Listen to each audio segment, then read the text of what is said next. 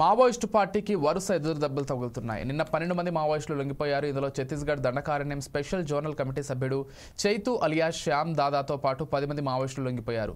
లొంగిపోయిన 10 మందిలో 2 కీలక నేతలు చైతు అలియా శ్యామ్ దాదా, సరోజా కూడా ఉన్నారు. లొంగిపోయిన 10 మంది మావోయిస్టులపై 65 లక్షల రూపాయల రివార్డు ఉంది. ఇక మావోయిస్టు పోలీసులు ఎదుట లొంగిపోయిన Maharashtra, Madhya Pradesh, Chhattisgarh special zonal committee అధికార ప్రతినిధి అనంత్ 15 మంది మావోయిస్టులతో కలిసి పోలీసులు ఎదుట లొంగిపోయారు.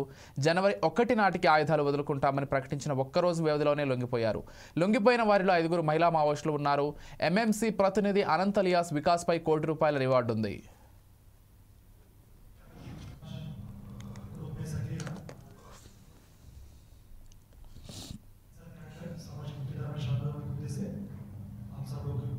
समाज के बीच में आज थोड़ी देर उपस्थित हो जाएगा। ग्रुप में सक्रिय रहा, उन्होंने भी आज ये निर्णय लिया हिंसा के समाज के मुद्दे में शामिल होने के मुद्दे से हम सब लोग बीच समाज के बीच में आज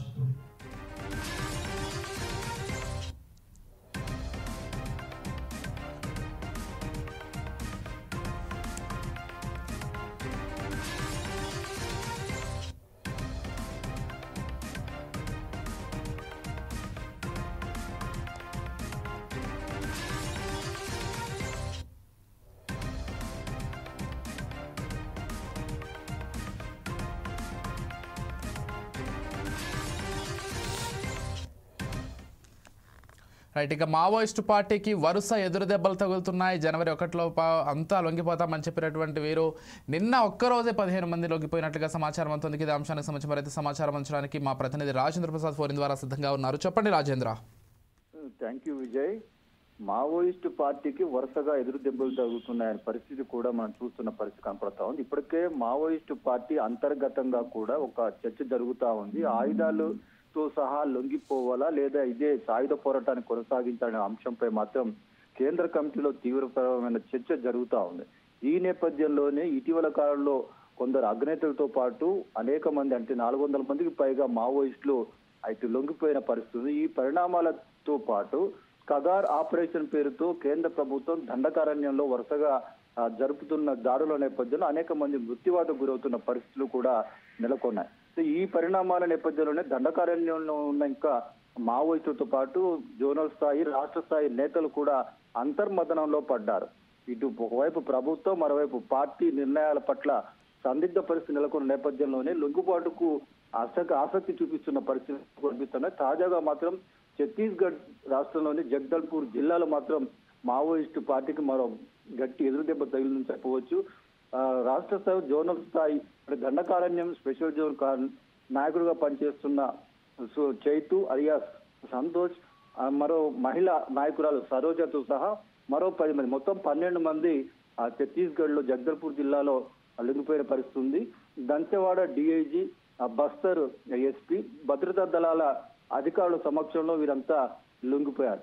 ఇదే క్రమంలో మహారాష్ట్రలోని గంగోడి జిల్లాలోని పోలీసు అధికారుల ఎదుట మధ్యప్రదేశ్, మహారాష్ట్ర, ఛత్తీస్గఢ్ దండకారణ్యాల స్పెషల్ అంటే అధికార ప్రతినిధి అనంత్ అతని సహచరులు ఉన్న 10 మంది నక్సల్స్ తో లొంగిపోయారు. అయితే ఈయన అనంత్ మాత్రం అధికార ప్రతినిధిగా నిన్ననే ఒక లేఖ విడుదల చేశారు. జనవరి 1వ తేదీన ఆయుధాలు అప్పగించి సరెండర్ అవుతామని, అప్పటి వరకు కూడా కగార్ ఆపరేషన్ నిలిపివేయాలని కోరుతూ 3 రాష్ట్రాల ముఖ్యమంత్రులకు కూడా ఆయన లేఖ విడుదల చేశారు. At the same time audio కూడా విడుదల చేశారు.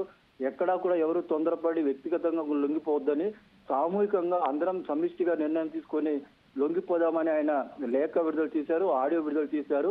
అది విడుదల చేసిన 2 గంటల్లోపే ఆయన మహారాష్ట్ర పోలీసుల ఎదుట లొంగిపోవడం కూడా ఒక చర్చాంశానికి దారితీసిన పరిస్థితి ఉంది. వరుసగా లొంగుబాట్ల పర్వం కొనసాగుతున్న క్రమంలోనే మరోవైపు దండకారణ్యంలో కాల్పుల మోతల కారణంగా అనేక మంది నక్సల్స్ మృత్యువాతకు గురవుతున్నారు. ఈ నేపథ్యంలో మావోయిస్టు పార్టీ ఉనికి పూర్తిగా దెబ్బతింటుందనే ఒక అంచనా కూడా వచ్చిన పరిస్థితి. ఇప్పుడు దీనిపై విశ్లేషకులు కూడా అనేక అభిప్రాయాలు వ్యక్తం చేస్తున్నారు. ఏదేమైనా అనంత్ తీసుకున్న నిర్ణయం నేపథ్యంలోనే లొంగుబాటు కొనసాగటం, మరోవైపు ఛత్తీస్గఢ్ లో కూడా 12 మంది లొంగిపోవడం, వరుసగా మరింత మంది కూడా లొంగిపోయేందుకు అవకాశం ఉన్నట్టు కూడా అటు ఛత్తీస్గఢ్, మహారాష్ట్ర పోలీసు అధికారులు చెప్తున్న పరిస్థితి ఉంది. Vijay. Right. Thank you Prasad.